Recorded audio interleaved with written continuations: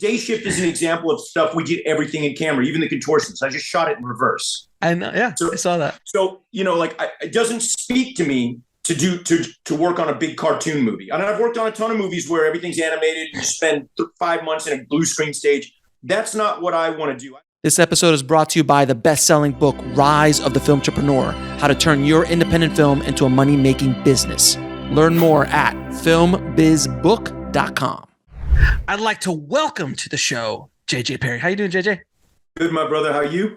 I'm good, man. I'm good. Now, there is sometimes I see in your credits, there's another name in between JJ and Perry, which is Loco. Is that true, sir? Look at, oh. For people who are listening, he just stood up and showed me his tattoo of Loco on his stomach. Listen, before we even get started, brother, I've worked with a ton of stunt people over the course of my career.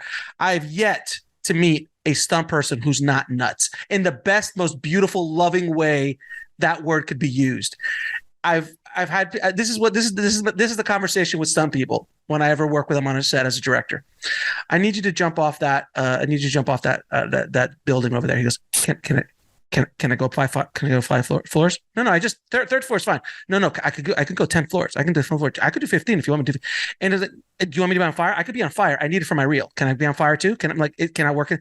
So it's like no matter what I ask, they were like, no, that's not enough. I could drive the car off the roof on fire, flip 3 times. Yeah. No, that's kind of the mentality, we're always trying to go bigger, faster, stronger. That's kind of the where the mindset is. Always trying to outdo what we did last time. It's like anything else. You want to step one step beyond what you did last time. We're always trying to push the envelope. No, absolutely. And every stunt person I ever worked with has been the utmost professional, and it seems like they're nuts, but they're so calculated and so specific about what they're doing, so everyone stays safe, and all that kind of stuff. Because the stuff that you guys do is insane, and it can't go wrong, and it's really amazing what you do. And man, all right, so let's take it back, brother. How and why did you get into this insanity that is the film business, man? So I graduated from high school back in '86 out of Stafford, Texas. And I worked on 2 films that came through Houston. One was called Pray for Death. It was a Sho Kosugi film back when the ninja craze was out. And another one was called They Still Call Me Bruce. It was like an action comedy. I remember that movie, dude. That was an amazing movie. Johnny Yoon, exactly, the Korean guy, Korean actor. And so, I'd already sworn in to join the Army, so there was no getting out of that. And towards the end of my stint in the Army, I out-processed to Fort Ord, California. That's where I was going to out-process from. Mm-hmm. And when I was at Fort Ord, I was on the Army Taekwondo team at the time. I was going down. I was competing all over California and all over, the U.S. and et cetera. And I went down to L.A. a couple times to compete. And some of the guys I was competing against were stuntmen. And, because I'd been stationed in Korea for a year, I had a leg up on them. I was, competing on a very high level at that time.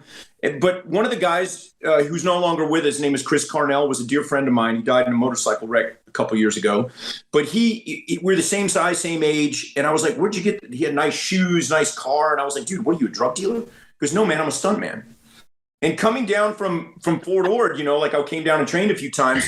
About 2 weeks later, he said, hey, man, there's a big audition here for a movie called Lionheart. It was Van Damme's second movie. Yeah. So I took a 3-day pass, drove down, and booked the job. But the problem was when I went back to ask my first sergeant if I could, take 3 weeks off to do a movie, he was like, nah, you ain't doing no movie, boy. We got work to do. We got Army work to do, boy.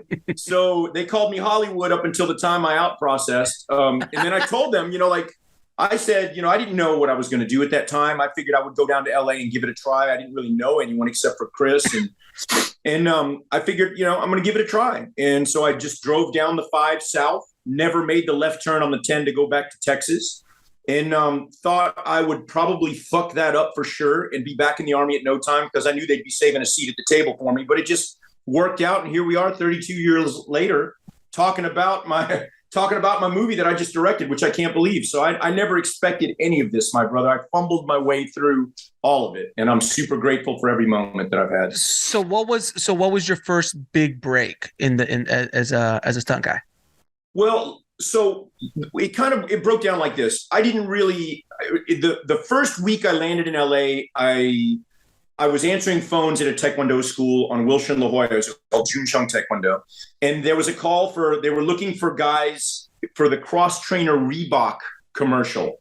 The very first one for the Super Bowl at that time. Oh. And one of the guys he said, hey, I don't have my car. Can you give me a lift? One of the guys, it was like an actor type dude that had an agent and whatever. So I drove him over there, and it was in West Hollywood.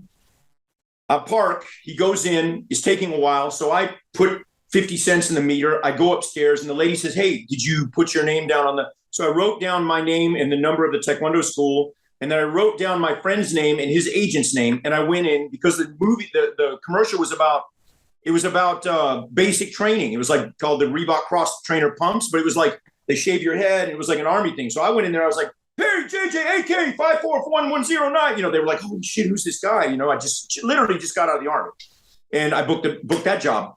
So that's how it started. And I didn't anticipate, like when the check started coming in the mailbox, I was like, you make $750 a month in the army. I almost started crying, and then for everybody listening, you were in a Super Bowl commercial. What was it? We're talking about the early mid 80s.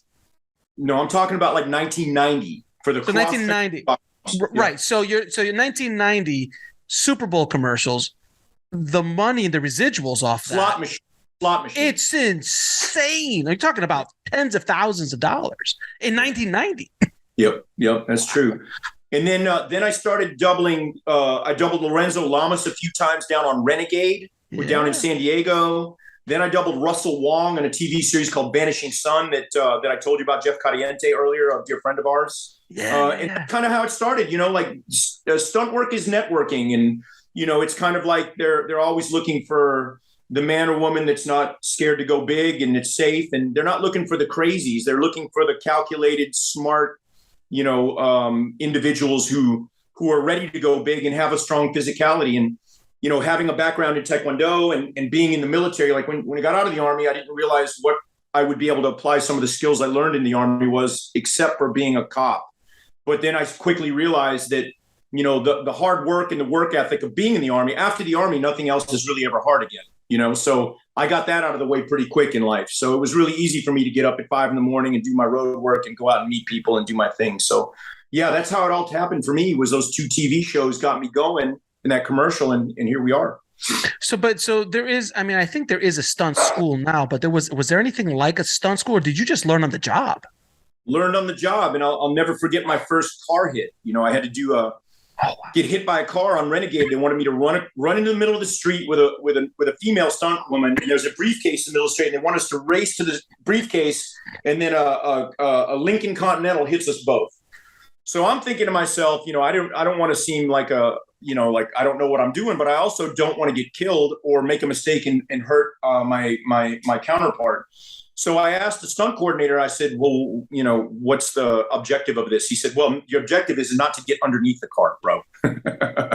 So get light on your feet, ride up the hood, get up into the windshield. And if he punches you through, just go all the way over. And if he doesn't, just get upside the car. And so what I did was I just got very aggressive, and the car actually hits you. But in my mind, I was thinking I'm going to hit the car. And next thing I know, it was light. It was dark. It was light. It was dark. It was light. It was dark. And boom, I was on the pavement. I was like, oh, that wasn't so bad. So there it was. It's my first car hit. I gotta ask you, man. I've always wanted to ask a stunt guy this. What is it in the brain? There's something in your mind, in your brain, that allows you to go, hey, that wasn't so bad. You just said it. I think that's absolutely horrific, personally, because that's not in my DNA. So what is it? What is that thing that stunt people have that not only do they want to do it and enjoy doing it, but they want to continue to one up themselves and keep pushing themselves physically with the complexity of this stuff. And we haven't gotten into fight coordination yet, which we'll get into, but just in stunts, there's something in the DNA of stunt people that I've experienced. What is that? I'd love to hear your opinion on that, man. So the generation before me, that when I came in, there were a lot of cowboys, and being from Texas, I'm kind of a cowboy too, but that background of riding rodeo or bull riding or bronc riding or bulldogging, you have to be able, can't be scared to get hit. So a lot of stunt performers come from, a rodeo background or an athletic background, like football players. But for me, I had 168 amateur fights when I got out of the Army. So like, I wasn't scared to get hit. And, being an athlete on that level, like being on the national team or competing on that level, you have to, there's that moment of truth that we all have, like that, where you can't lie in that moment. You have to be very real about what's going to happen, and you have to make peace with it. You have to be calm in that moment. And all those years of competition and being in the Army helped me settle into being in a very precarious position, and being at peace with it and making up my mind. Okay, I did one. You can't. It's not just like you're going to do one. You're going to do it one time. You're probably going to do it 3 or 4 times. Right. So it's also pain management. It's also your ability to strive under pain, like when you're getting hurt. Now, the difference between getting hurt and getting injured. Getting hurt means you get up and do it again. Getting injured means you're on a ride in an ambulance to the hospital to get sewn up or a broken bone. So I would say that most of the stunt performers, we all share the same likes. Like we all came from an athletic background, or X Games now, which I think are some of the most amazing people, parkour athletes now, UCLA level gymnasts, some of the best female stunt performers that I work with were elite gymnasts at some point, because, you think like my daughter's in gymnastics and she started when she was 4, but you have the little girls doing this where they're peeling their hands up and they're dealing with pain, and it's all about that 1 second that you have to hit the vault right. You have to gather all that. You have to make up your mind, I'm going for it. So that's kind of like being a stunt performer. You just have to be able to not lie in the moment of truth, to be present in the moment of truth and execute, So it's all about seeing yourself do it. So I feel like that's something that we all have in common. Like one of the big things for me is like being on the road with a bunch of like-minded folks, coming up with just killer ways to physically displace humans. That's my job, is coming up with clever ways to do it, but not injure them. But make it like, because now there's more movies and more content being made than any time in the history of cinema or film. And the expectations are way higher, way higher, like with video games and anime and all these other things that kids are watching now. Die Hard is a great example of a movie that I loved in the 80s. But if you put a 16-year-old kid to watch that now, they'll be on their phone looking at their Instagram in 20 minutes. It's just, it's not it's not going to capture their attention. You know what I mean? It's stuff that we've done already, it's an amazing film. And I've got to work with McTiernan before. He's an amazing director. But that's an example to me of where it came from and where it's going, That's really interesting because, I was watching, because I'm a huge fan of Fall Guy, the original show back in the day. And my wife and I were watching it. This is like probably 5-6 years ago. We sat down and we watched the first season because we're like, oh man, remember Fall Guy? Let's go back and watch those. Man, those were freaking awesome. And you're watching it. And as you're watching what they did on a weekly basis, you're like, that was all real. Like these guys are insane. You don't see that kind of stunt work in television today. It was just, they were doing gags. Jumping off roofs, like full blown. It was insane what they were doing. And you're going back, and that was all in camera. Where now I think, and you've started at a point where it was all still in camera. And now you've got digital stunt performers doing some really, insane stuff. But I do think that as the audience, we can tell when, Fast and the Furious is fun, but, and the Marvel movies are fun, and the stunt performers that do stuff there is great. But when you watch something like John Wick, you feel it a lot more. And you worked on John Wick, obviously, but you feel that this is not a CG situation. Listen, around 2003 or 4, everybody started saying, oh, we'll fix it in post. For me, and I'll tell you something about Fast and Furious, because I've done 2. I did 8 and 9. A second year directed 8 and 9. And I'll tell you something. We did wreck 340 cars, and we do go 1,000 miles an hour when we're doing those movies. So there is the only way to fake fast is to go really fast. It's Fast and Furious, not Slow and Curious. But at the end of the day, for me, it's like, Day Shift is an example of stuff we did everything in camera, even the contortions. I just shot it in reverse. I know, yeah. So, I saw that. So it doesn't speak to me to work on a big cartoon movie. And I've worked on a ton of movies where everything's animated and you spend 5 months in a blue screen stage. that's not what I want to do. I don't usually look for those jobs. I'm looking for the jobs where I can lock up Edinburgh, Scotland, like on Fast and Furious 8, and do a massive car chase and a chase flying over cities on wires and fighting and breaking through buildings, or John Wick, or any of these movies. Like, I'll give you an example. Gemini Man is another example of an amalgamation of both. We went to Cartagena, Colombia, and did this massive motorcycle chase that we did all practically, but they augmented Will Smith's face onto the motorcycle rider. So there's an element of both that I think works okay, that I like. Sure. But when it's a complete digital takeover, and pretty soon, I think action directing is going to be a lost art soon. There's not a lot of it's infinitely harder to block a big car chase up when we got 19 cars and 4 motorcycles and helicopters and explosions. That's not easy to do. It's actually a lot harder to do than most people think. That's where second unit comes in, and all the experience that I gained from being a second unit director, making me efficient and fast. And it's like pool. I'm not thinking about my shot. I'm thinking about my next 5 shots and my leaves to get to every shot. That's filmmaking. And I'm running 9 cameras sometimes. So it's that 9 camera spread, redirect the next street, the 9 cameras, and push, pull, track, counter, and then mount, and then go to the next street. So, that's something that I think will be a lost art soon, because they'll be animating those cars at some point, which breaks my heart, but I'll be long gone by then, my brother. I'll be long gone. Exactly. No, when I said like Fast and Furious, I remember like when they, jumping a car from a building to a building. I'm assuming you didn't do that live. No. But things like that. But yeah, there is in those shows specifically, there's a ton of cars that they use, and you could tell that there's cars. And that's one of the things that made the original so amazing. It was all real in camera. And that's the thing. You're right. There is a lost art. I want to ask you, I think it's confusing to a lot of people listening, especially young filmmakers. What is the hierarchy in the stunt department? So you start off with the stunt performer. What is the hierarchy as far as the department heads and things? I can tell you the way it went for me. I started as a utility stuntman. Then I became a stunt double. And because of my background in martial arts and being in the Army, I started choreographing the fights that I was in. And then that led me to becoming a fight choreographer. And then I became a stunt coordinator. And then I became a second unit director. And, there's a lot of ways to climb the ladder, but I feel like that's the long route, but that's the most important route to take, because if you miss one of the rungs, you want to hit every rung. You want to learn every facet of the game, right. Driving, motorcycles, water, fighting, falling, fire, horseback.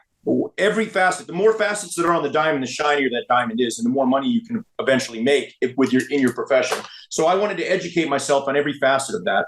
And that's how it went for me. It's a bit different now, because now there's infinitely more jobs than there were when I started. And now you can come in as a specialist. I'm a fight guy. Oh, I'm a parkour guy. Oh, I'm a gymnast. And that's the way they come in, and that's the way they go. So, but I'm not knocking them. There's some amazing talent out there now with, I think once YouTube hit and editing software became a consumer product, editing software made a lot of us action directors, because once you know how to edit, it informs what you need to shoot. And, growing up on watching those mid-'80s Jackie Chan films where he really changed the game of fighting. And he's an idol of mine, because he's a stuntman that became a star and then became an action director. So, right. That's, like he was a Charlie Chaplin in a, what's his name? Buster Keaton. Buster Keaton. Chan is a huge fan. We all are. But that's kind of where his inspiration came from. And my generation, like I came up with Chad Stahelski and Dave Leach and a lot of the guys over at 8711. I'm a member of that crew, and I'm also a member of Stunts Unlimited, who are those original guys that did the Fall Guys. Stunts Unlimited is. They've been around since 1973. But that's that's kind of how it was.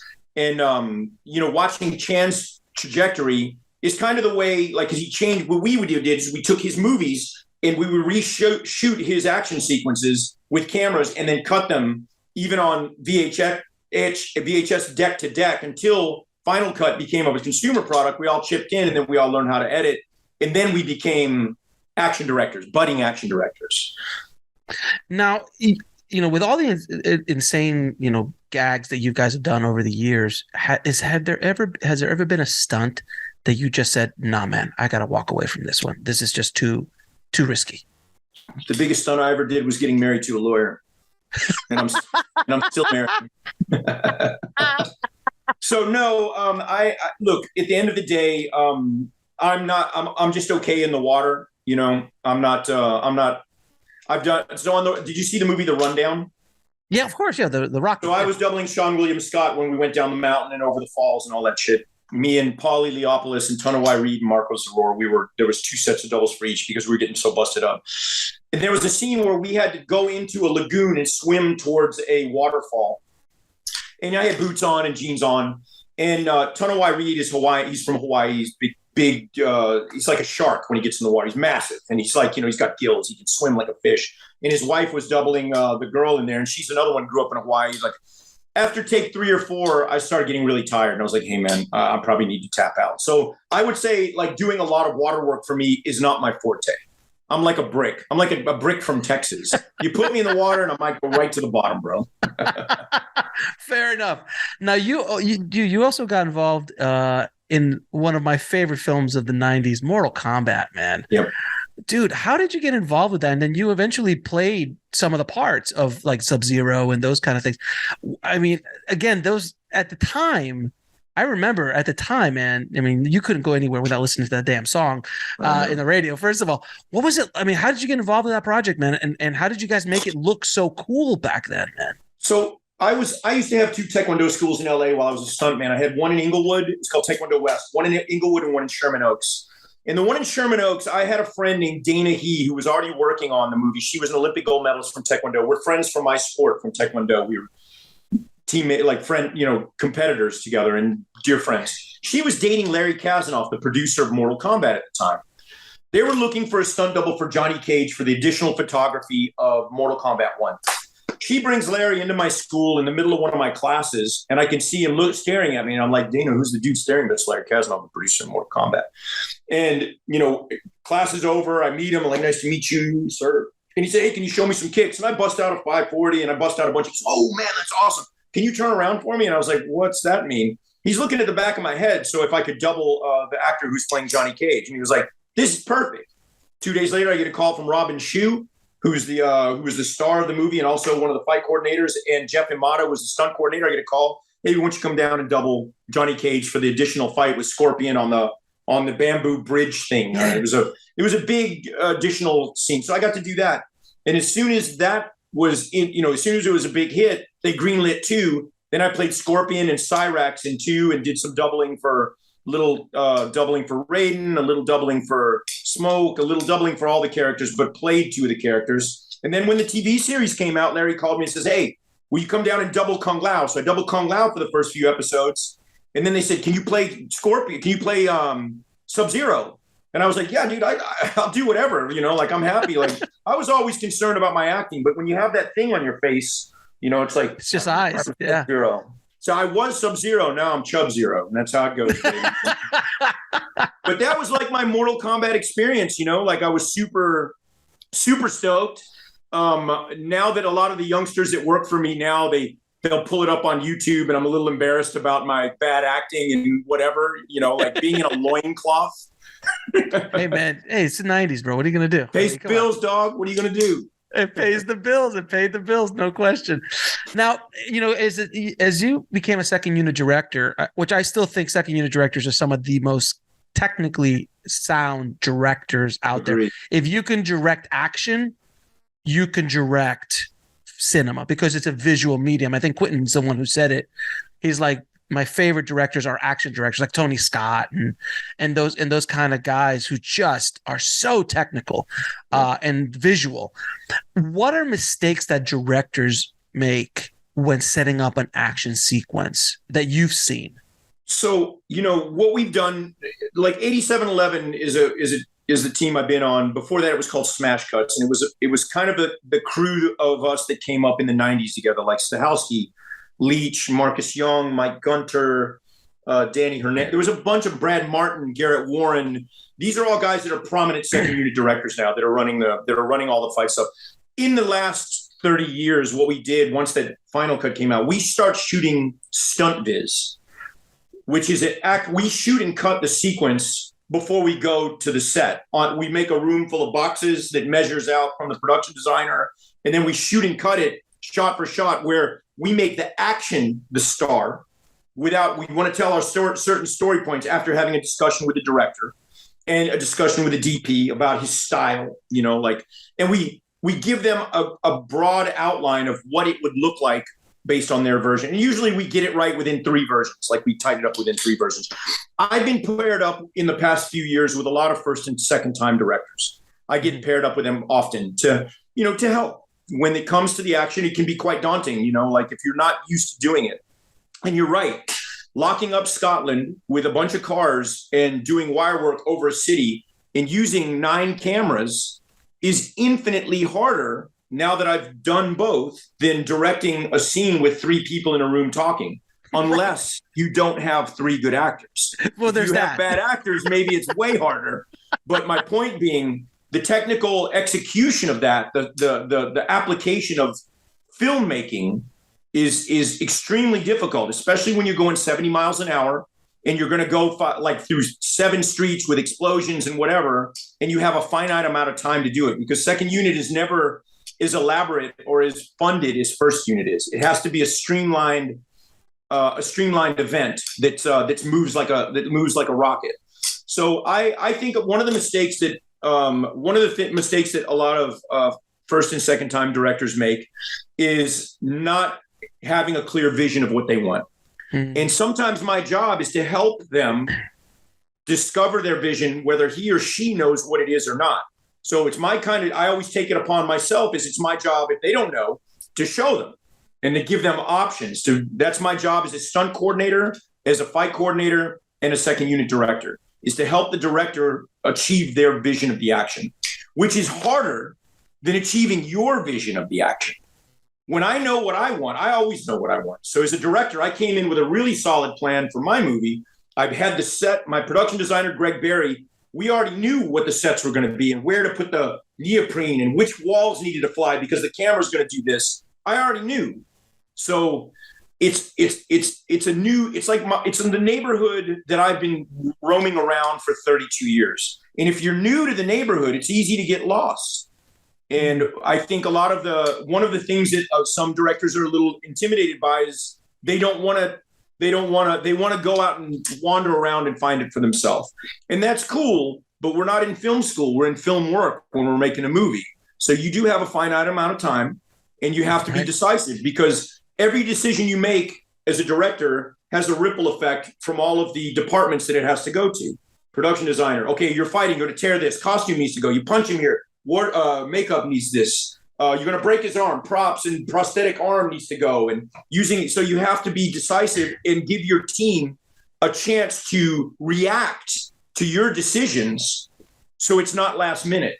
And this is one of the mistakes that I think a lot of first and time directors make, is they don't want to decide. They will not make decisions in time. Now, when you were involved with John Wick, I mean, that must have been a dream. That project must be because it was just such a old school approach to fights.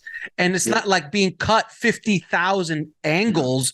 It's like you see Keanu beating up 3 guys, 1 shot. And it's not like the famous one is like, I don't know if you know who shot Taken 3 or 2 or whatever, but you see, I saw this one sequence somebody brought on YouTube. It was so beautiful. It's like, it's Liam running and jumping across a fence as he's chasing somebody. It was 75 cuts. It was like no joke. It was like tick, tick, tick, tick, tick, tick, tick, tick, tick, tick, tick. As opposed to something like John Wick, you just look at it and you're like, that's just that. So what was it like, dude, just getting the call and going on that gig, brother? So I was on Expendables 3 in Bulgaria with Jason Statham and Sylvester Stallone on a container in Sofia, shooting machine guns when Chad Stahelski called me. We're teammates, and mad respect to Chad and Dave for all that they've accomplished. That style of mixing judo with jujitsu in gun work. He calls me, and I was about to finish up in Expendables 3. He said, "Hey, listen, I'm doing this shootout in a nightclub in New York on my movie John Wick. I need your help," because I was in the Army, so I know how to work the gun work. And look, we were all big fans of Hard Boiled, the John Woo movie. But I want to get my hands on those Chinese guns that have 500 bullets in them. He never reloads. I love those guns. I want to get one of those. But that's one of the things that one of the mantras was that we would be true to that. If you're running a Glock 17 with a regular magazine, you have 15 in one. You have an extended mag, you get 17 in one or 18 in one. So that was it. I got the call to come down. They were shooting the final scene out on the dock when he's fighting the father of the guy at the end. He gives me an address of a nightclub and says, we want to shoot. We want to start shooting. We're going to shoot this nightclub scene at this place. Can you go there? I got there on a Friday afternoon. They're shooting at night. So I just drove to that address, gave the door guy $100 to let me in. And walk through there. He said, it'll start at the top. When you go up the stairs, the room to your right, it'll start there. There's a door. It'll walk in. You'll go through. We'll work our way all the way around the top floor. And then the beginning of it, we'll pull him through the dance floor. So I just walked with my iPhone doing a first-person shooter at patrons of the club. Then I would turn the phone around to myself, do a reload. And then, so what John Wick is, it's exactly the opposite. It's reverse first-person shooter. It's always on Keanu pulling him and then wrapping and until it falls apart, and then we do it all over again. So it's a big pull into a wrap, and that's technically the idea, the theory of shooting. So you see, Keanu Reeves is doing this. So for me, once I got there and we started working that out, I knew right away, looking in the monitors with Chad and Dave, I was like, dude, we're on one. You guys are on one right now. I said, it's cutting edge because, this is the thing. Now that I've done a John Wick, I've done two. I did just the club scene shootout in the first one, and then I did all of the second one. And we upped Keanu's training camp for the second one because what Chad said to me, he said, how can we make two better than one? I said, well, you have to make Keanu better. So we put him in a really hard jiu-jitsu camp, judo camp, took him to a 3-gun range and had him trained by a 14-time world 3-gun champion named Gerard Butler up here in Simi Valley. We just made him better. And then let the camera run longer. So, it was one of the highlights of my career because I'm a dear friend and fan of Keanu Reeves. I'm a huge fan of Chad Stahelski because we go back 32 years. One of the first people I met when I got out of the Army. He's been a huge ally, I didn't really have a plan when I got out of the Army. I just didn't want to fuck things up and have to end up back in the Army. But, Chad, went to USC.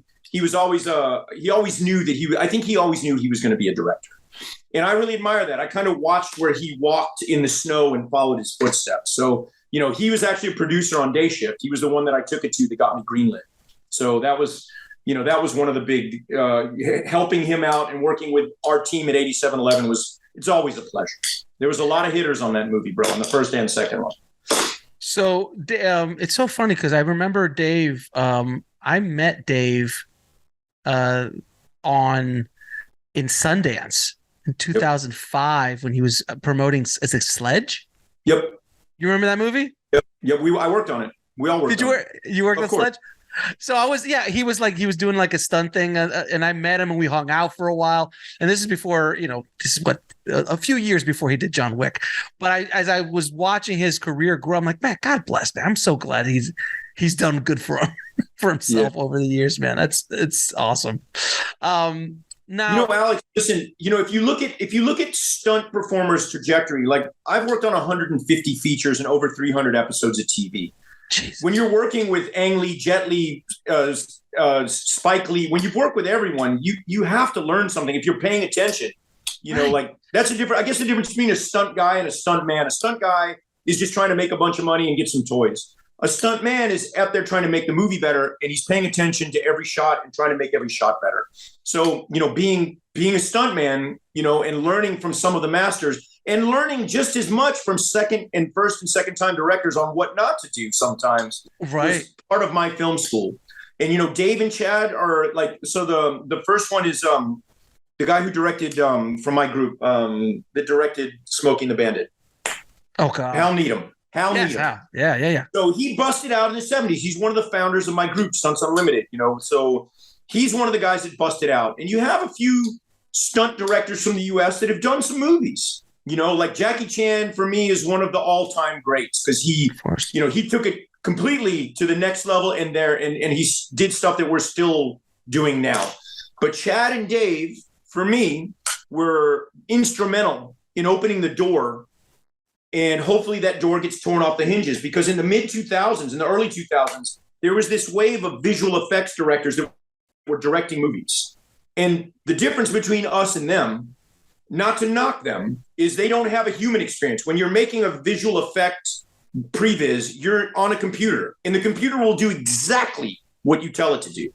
Right. Now, fast forward to me training Keanu, or us training Tom Hardy in Warrior, or Joel Edgerton in Warrior, or Charlize Theron on Atomic Blonde.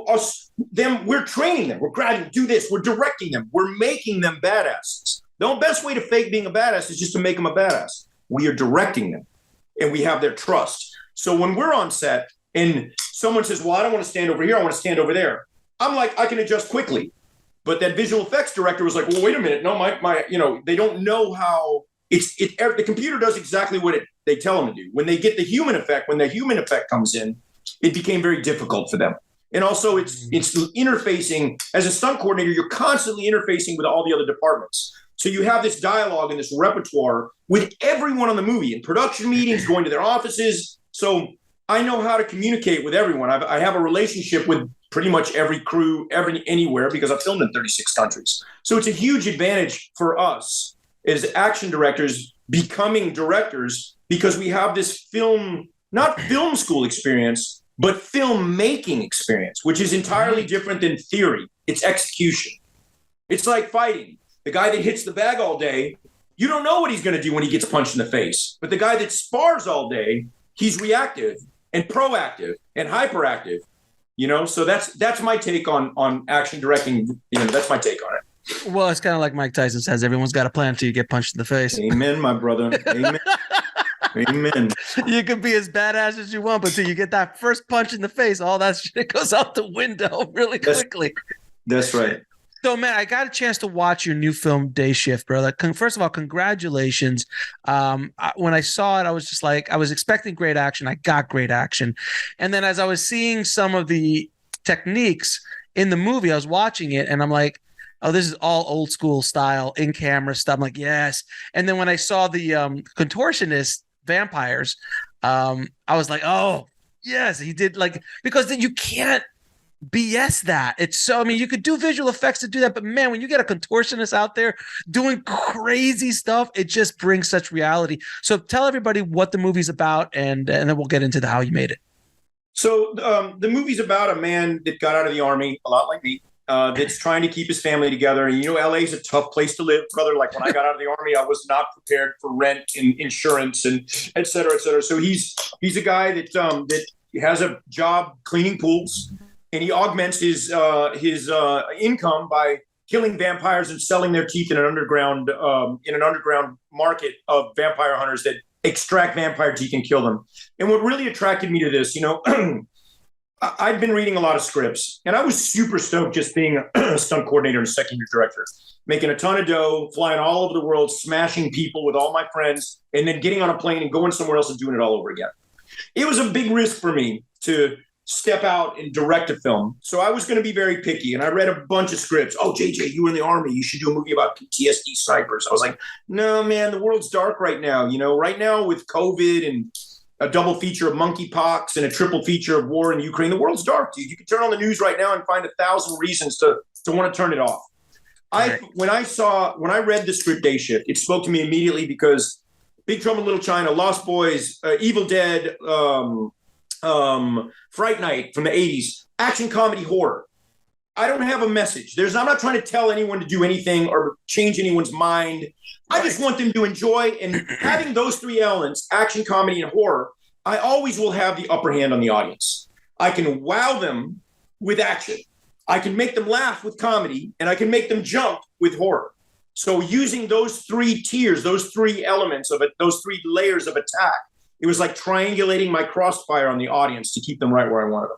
The script spoke to me because there's an underground world of vampires and an underground world of hunters that chase them, which is just like John Wick, but different. Right. So that's what they were coming. I got a lot of John Wick-ish scripts. And I was like, I already did that, man. And I don't want to bite on what Chad and Keanu were doing. And people will always say, oh, it's John Wick, But the movie I made is not John Wick with vampires. It's definitely not. I definitely wanted to to get as far away from that as I could because I'd already worked on that. And I want to give the bow to my bros at 8711, Chad and Dave. They did a great job with that. I don't want to bite on that. There's enough people doing it right now. God. I got that script. I got it from Sean and Yvette Yates from Impossible Dream. They brought it to me. They've been big, advocates. And then the guy, Tyler Tice, who wrote it, a gem, me and him worked on it for about a year. We just put big action teeth on it, big teeth. And then I made it, the characters as familiar to me as possible. Like Big John's character was like my platoon sergeant in the Army. Bud's wife is like my wife. My wife's an attorney. She's the Mike Tyson of arguers. So and Bud has a 9-year-old daughter. I have a 9-year-old daughter. So I try to make it relatable to me. So when the thespians would ask me, I would be able to speak intelligently. And I'll be honest, the thing that really worried me more than anything was the comedy. Yeah, because that's something. Yeah. Bubba, I think I'm funny, but I don't know if anyone else fucking thinks I'm funny.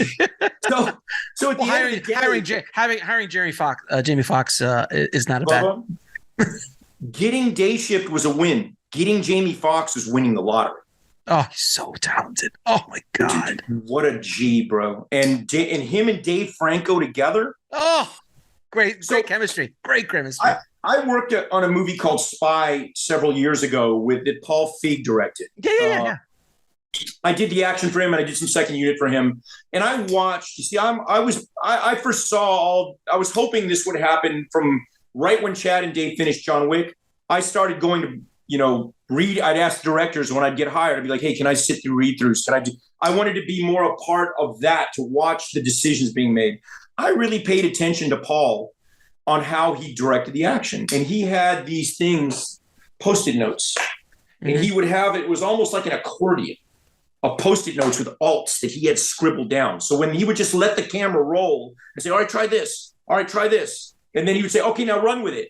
So having Jamie and Dave Franco in the comedy, bro, I just let the cameras roll and let them just have at it. So,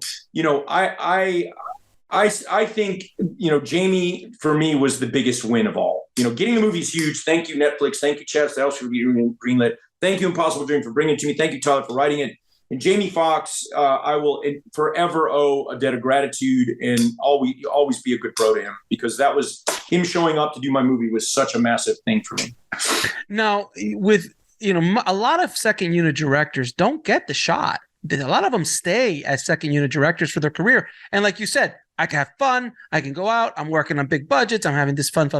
So when I saw that you were, when I went and started doing research on you, I was like, oh, this is his first shot. Like this is not a normal scenario, because a lot of times second unit directors know action, but they have no idea how to deal with actors. Like on a like a dialogue state, or how to carry character arcs and things like that. It's a little tougher to do that. So, but when I saw what you did, I was like, man, I'm interested to see how he does. And I was like, man, he held it together, man. Like the whole story was well put together. There's some beautiful Easter eggs for someone of my vintage to grab onto some Lost Boy lines. Won't give it away. When I saw that line, I was like, nice. So some nice little Easter eggs along the way. But it was just well done. It was really well done. And I was telling you earlier before we got started, man, the color of it looks great. The you could feel how hot it is. You could feel like the valley. And then since I'm from the valley, I was from the valley. I was just like, yep. Oh, they're deep in the valley over there. That's not Burbank. Nope, that's over. So it was fun. It's always fun for me when they shoot something in LA to like, yep, been there. Yep, I know where that is. Yep. So, brother, listen, when I got out of the Army, it kind of was like that. I moved to the Valley first. I lived in the back of a Taekwondo school for a while. Then when I made my first bit of money, I moved to the Valley. And that's the trajectory, I think. You either move to the Valley, you have to move down by the airport when you first get here if you don't have any money. Then you make your way over the hill, which will be Night Shift Part 2. We'll be in Hollywood, or, we'll be in Hollywood maybe next time.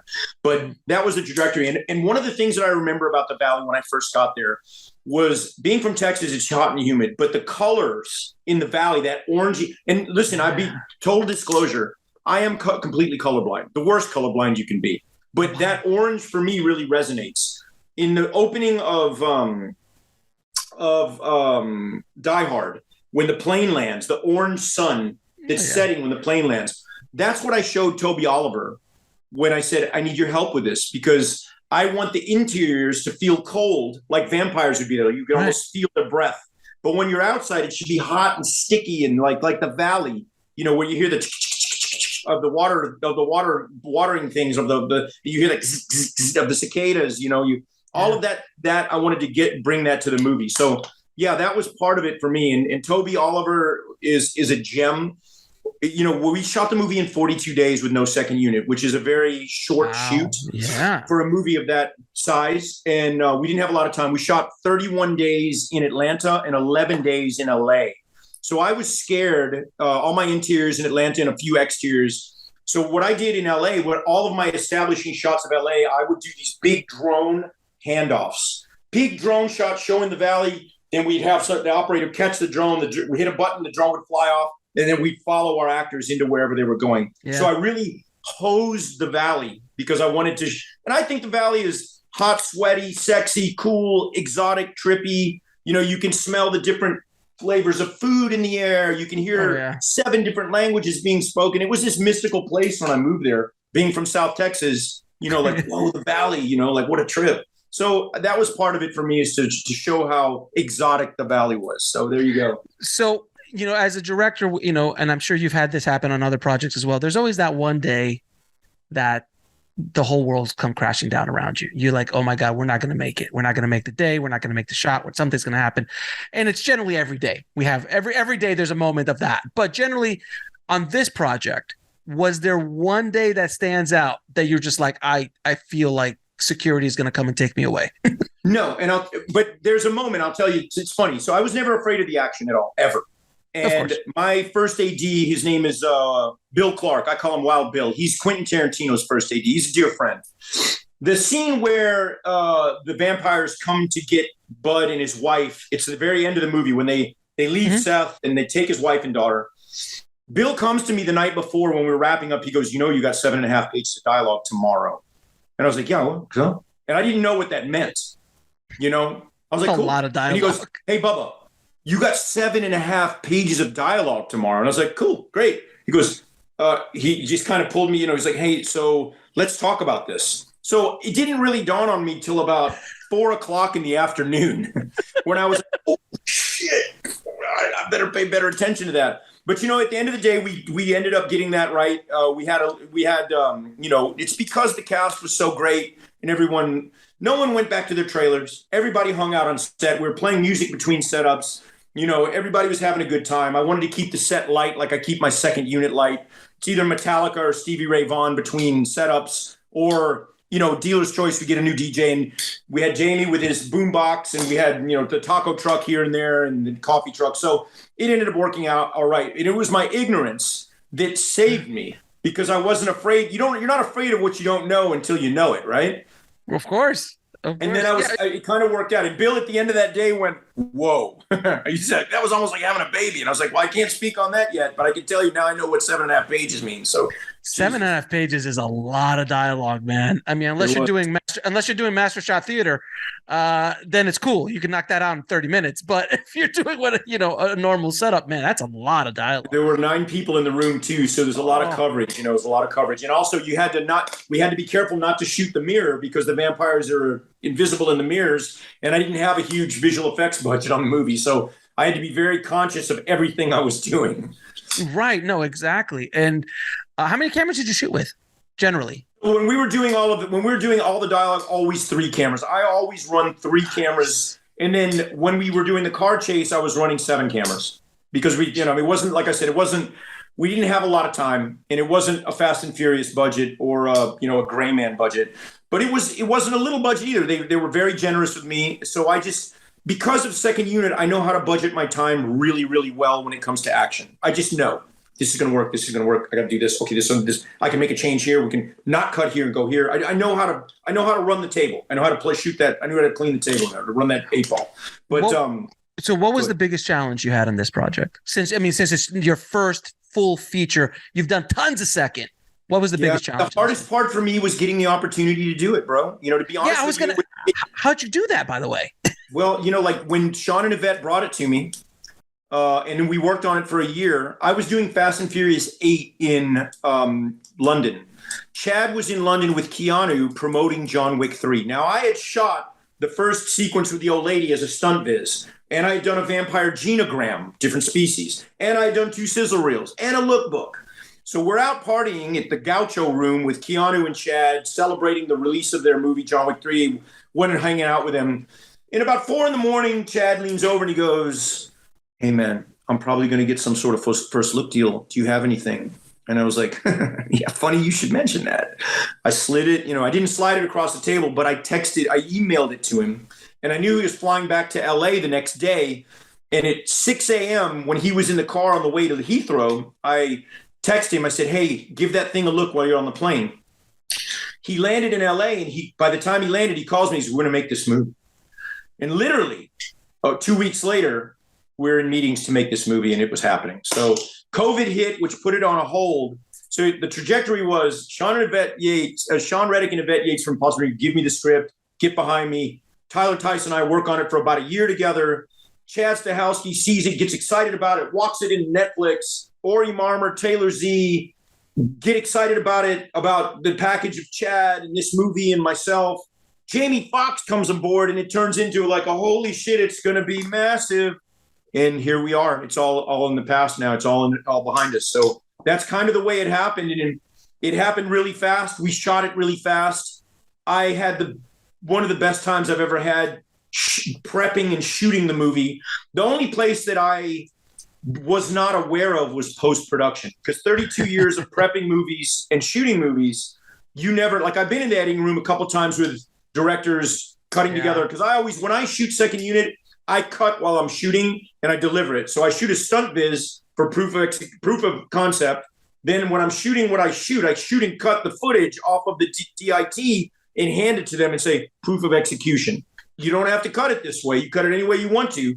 But this was my version of your vision, and now it's locked, and now it's done.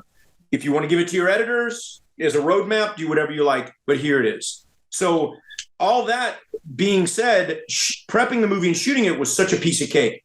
Going into post-production, I had already cut all of the action while we were shooting it. So theoretically, a third of the movie was cut already when we get to post. So watching the whole process of post, I learned so much in post about what I don't need to do. And I'll tell you, all those shots of the techno crane pushing over the pool that follows the feet up and takes blood, closes the door, and a lens flare hits from the sun, that 45-second shot, my cinematic, my Kurosawa shots, all gone, dog.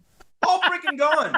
Yep. So learned so much about what I don't need to do that I would tell you confidently, as a 54-year-old budding filmmaker, that my sophomore effort will be infinitely better than my freshman effort.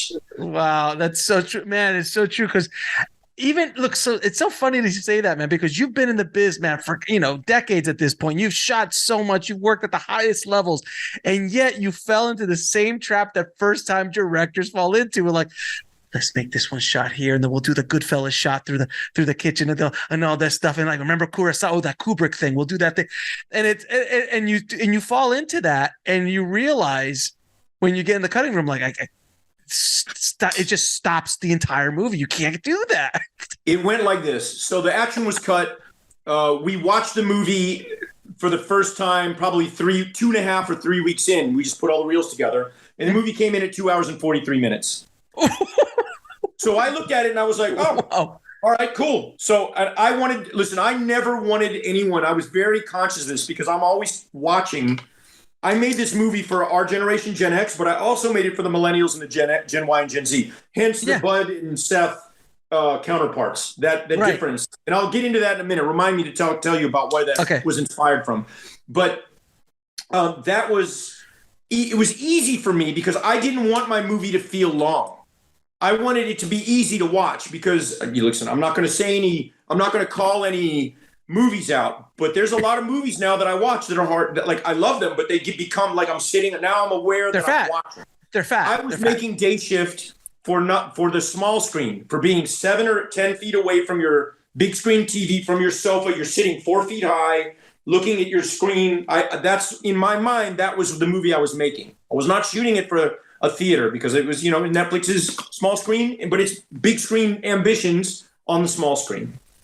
So in saying that, it was very easy for me once I cut that first part of my finger off. I let that long shot go. It became easy for me to see. It is just at 54, in all those years of experience comes in wisdom.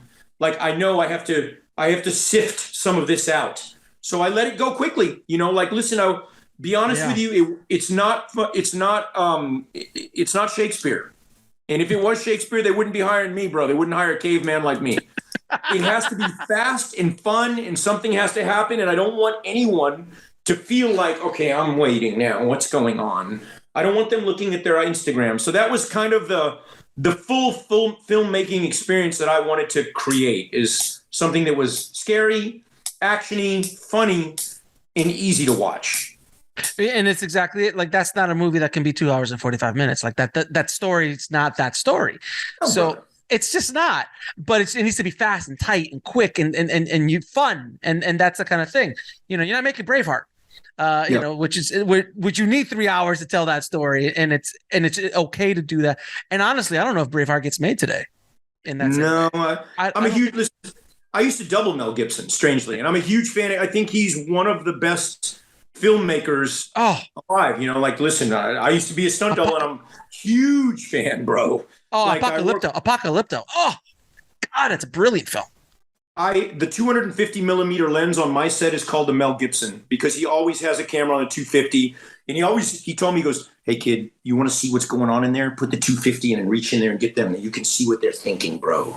So I always use that 250 for that. Get the Mel Gibson out, guys. When I want to tell you, what are they thinking that moment, So, yes, you're right. It's not, and they probably won't make a Braveheart, but kudos to Mel for making it. And when they could. And you told me to ask you about the generational thing.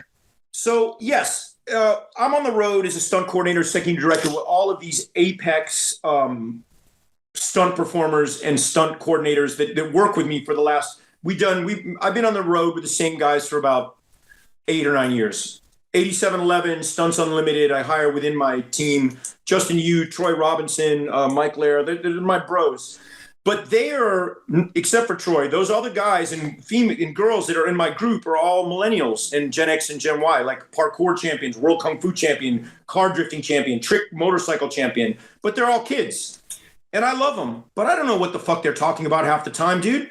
And we all love each other and laugh at each other, but it's that awkward thing that I experience on the road with my teammates that I love, and we spend time together and we hang out and watch MMA and go to the movies and do functions and stuff together and risk our lives together and make a bunch of dough together. But when I listen to them talk about things, I'm like, what the fuck are they talking about? That's exactly what I wanted to portray, that dynamic between Bud and Seth in my movie. Like, there's the generation that gets their knowledge from this. Right. They get their phone and it's Google. You and me, I'm 54 and we're probably your Gen X. I'm not too far away from you, sir. So, we were kids. If you wanted to learn something, you had to go there and learn it. Oh, dude, you kidding me? Library, photocopy. I joined the Army because I was a junior national Taekwondo champion, so I could go get stationed in Korea so I could fight the best in the world. So I committed 4 years of my life to the Army just for Taekwondo, just so I could go there and fight and train. So I know the way this gym smells at Chamshil.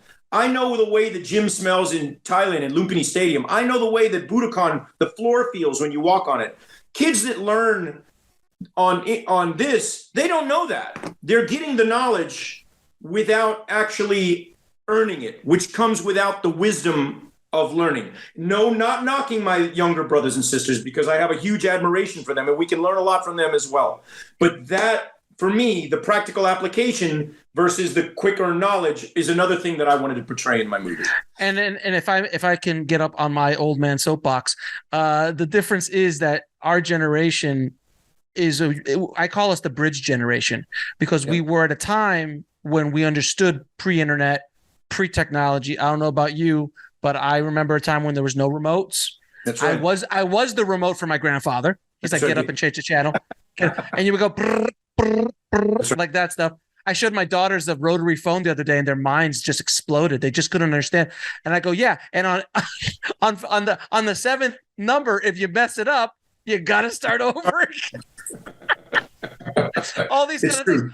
But so we know that part of technology and history and society, but then we also were around when the internet was born. That's right. So we have feet in both right. generations, as opposed to like my daughters, they don't know anything different.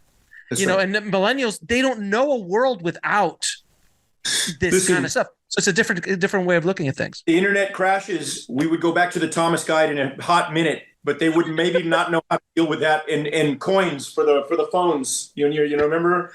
Like of course. I remember the pager when I was a kid. A pager went to church, and the pastor said, "Hey, you better get that. It might be God paging." He told him, "My grandma must be a doctor. He must be a doctor." Crazy, man. Now, when is Day Shift coming out, man?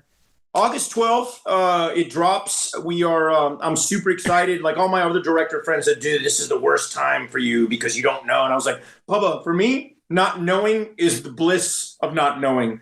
For me, it's awesome because I feel like I did everything I could to make it as good as I can. I had a great time doing it. I had a great partner in my cast, in my shooting crew, in my producers and Netflix. I'm just super stoked to get it out there and let the ship sail, and let's see how far it goes.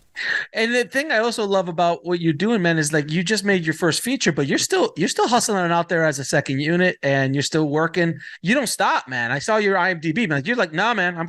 You're not like I'm a director now. I only direct. No. I'm working as a stuntman next week too. So this is how it goes for me, brother. Just so you know, like I learned all my lessons in life. I didn't go to college. I learned my lessons in life in the dojo and in the Army. And my master said something to me when I was 11 years old. He said, if you want to be a fighter, you have to go fight. Fighting is a perishable skill. Directing, in my opinion, for me, is a perishable skill. If you're not out there doing it all the time, you're not reactive or proactive. You become reactive. You got to be proactive. You got to be in front of the wave all the time. So I'm constant. Just got back from doing a movie for Warner Brothers called Blue Beetle. Did Murder Mystery 2 for Netflix. Getting ready to do Back in Action for Netflix. Like I want to keep myself directing action, and hopefully my movie does well, and they give this old cowboy another shot at the title, baby. I'm ready. Ring the bell. Now, bro, I'm going to ask you a few questions I ask all of my guests. What advice would you give a filmmaker trying to break into the business today? Believe in yourself and be as good as you can be. Be the best version of yourself, because when opportunity comes, you might not get another shot at it. It comes when it comes, and you can make your fate in certain ways, but you think, like for my example, it took me 32 years to get a directing job.